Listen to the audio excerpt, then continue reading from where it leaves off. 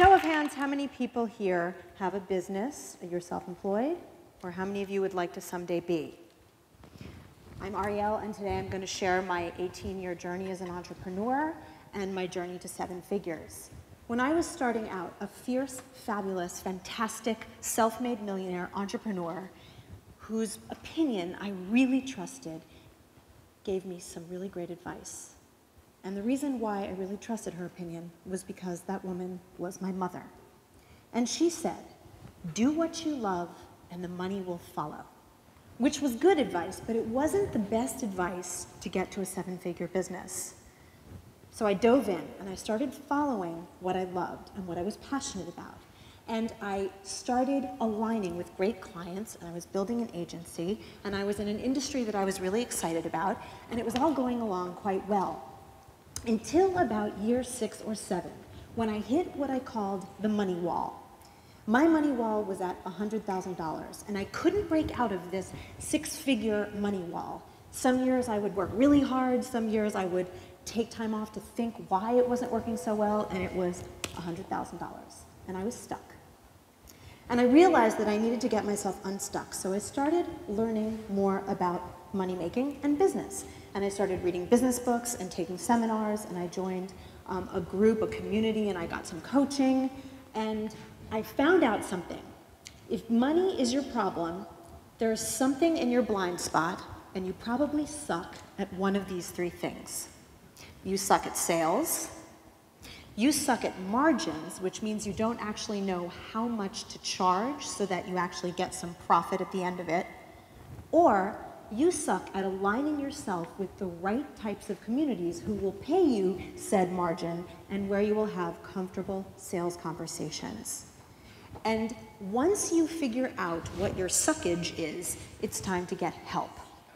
And when you go to get help, I highly recommend you get a thinking partner who is smart, who knows how to make money, who knows how to systematize a business, and who knows how to help you really get ahead. And I hired a bunch of people over the years, and I finally ended up with a CFO for hire who was amazing. And she coached me through how to begin to put money in the bank, and we had a system for sales and margins and employees, and I began to get unstuck. And I started putting money in the bank, and it was really exciting. And what I realized she was teaching me was how to follow the money, which is very, very different from following your passion. And so for those of you who are in a business where you're following your passion and money is sort of a side effect of that, it's really hard to begin to take this information in because you're coming from a heart-centered place as opposed to a place where it just doesn't feel right. And 2 enemies will pop up in this uncomfortable zone that you will be in when you start getting uncomfortable. You and them. First, let's talk about you. You is that little voice inside of you that pops up that says, you're not good enough, you're not smart enough, you're not pretty enough, you were never good at math, you don't deserve to have this, or whatever your little nasty says. And you need to learn how to quiet nasty.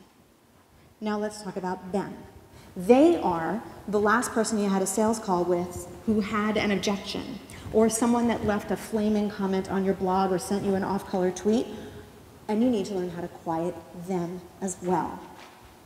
That person could also be someone you're sleeping with, married to, or related to. And you need to get to your place of center and balance, or you won't be able to expand. So now let's have a little bit of recap. First, find your passion. Second, figure out where you suck. Third, hire Team Awesome. Fourth, quiet you when you're being nasty, and them when they're attacking you. Realign and prosper. Now, one thing, in our society, we only seem to celebrate millionaires and billionaires, people that had quantum leaps. But I have found after 18 years in business, it's not about quantum leaps. It's about jumping from precipice to precipice where you learn and have passion. So I want to change my mother's paradigm and teach you this. Follow the money while doing what you love.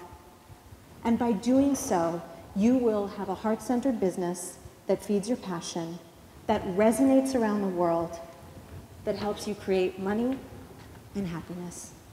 Thank you for listening.